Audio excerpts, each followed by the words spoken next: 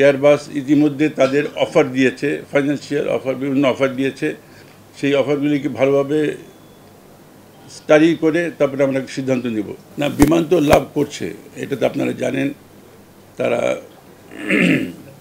হজ flight সহ সব flight তারা করছে। বাংলাদেশ, যুক্তরাজ্য আমাদের মধ্যে দীর্ঘদিন থেকে খুব সুসম্পর্ক স্থাপন আছে।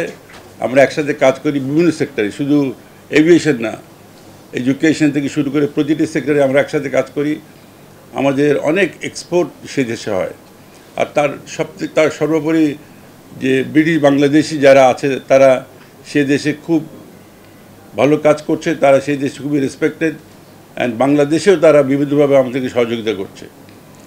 এবারকার মাননীয় মন্ত্রীর সঙ্গে যে আলোচনাটা, সেটা প্রাইমারি ফোকাস হচ্ছে এভিয়েশন ইন্ডাস্ট্রিকে নিয়ে কী করতে পারে। কারণ তারা দেখেছে আমাদের এয়ারপোর্টকে, নতুন এয়ারপোর্ট, তারা বুঝতে পেরেছে যে এই এয়ারপোর্টে অনেক কাজ হবে।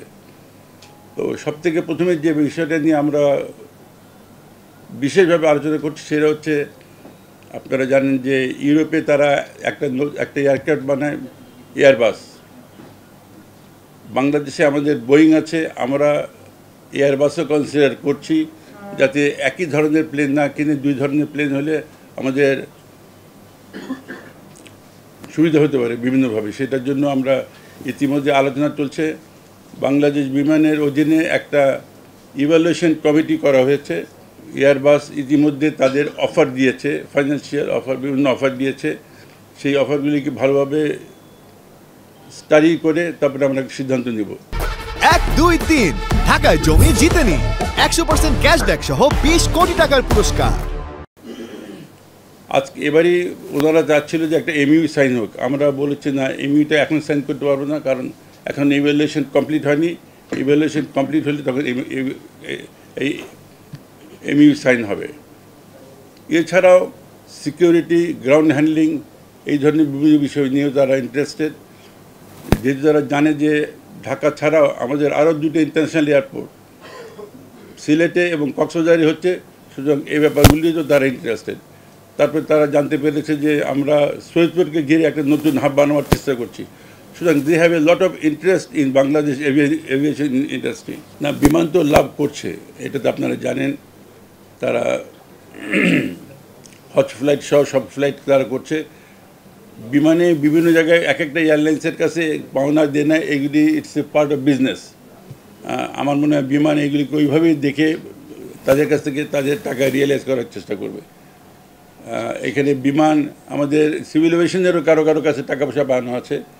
তো এগুলি বিজনেসে টাকা পাওনা থাকা is a part of business. সুতরাং আমরা এটা নিয়ে চেষ্টা করছি যত দ্রুত এই আমাদের টাকা আমরা রিয়েলাইজ করতে পারি, ই পাসপোর্ট যেটাকে বলে। সুতরাং আর কটা দিন ওয়েট করতে হবে, ইনশাল্লাহ এগুলি সব একে একে আগাচ্ছে। আর থার্ড টার্মিনালটার ব্যাপারে কিছুদিন আগে জাপানি যে প্রতিনিধি দল আমার সঙ্গে দেখা করেছে, তারা বলেছে যে তাদের আর কটা দিন সময় লাগবে। আপনারা জানেন যে কোভিড-19, ইউক্রেন যুদ্ধ, এইসব কারণে শুধু বাংলাদেশ নয়, সারা বিশ্বব্যাপী সব প্রজেক্টে কিছুটা স্লো হয়েছে। আমাদেরকেও তার জন্য কিছুটা স্লো হতে হচ্ছে, তবে কাজ দ্রুততার সাথে এগিয়ে যাচ্ছে এবং আমি মনে করি ইনশাআল্লাহ আগামী কয়েক মাসের মধ্যে আমরা এটাকে পুরোপুরিভাবে ব্যবহার করতে পারবো। না, আমরা অলরেডি রিক্রুটমেন্ট চলছে। রিক্রুটমেন্ট চলার পরে এক এক ব্যাচ করে করে ট্রেনিংয়ের কাজ শুরু হয়ে গেছে। সুতরাং এরকম নয় যে এটা হঠাৎ করে দেখা যাবে যে কেউ না এটা হ্যান্ডেল করা। আমরা কাজ চলছে, ট্রেনিংয়ের কাজও চলছে।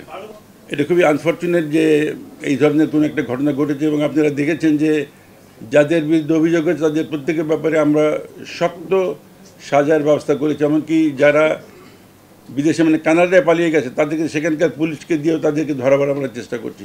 সুতরাং যদি কেউ আইনের বিরুদ্ধে কাজ করে তার বিরুদ্ধে ব্যবস্থা নেওয়া হবে।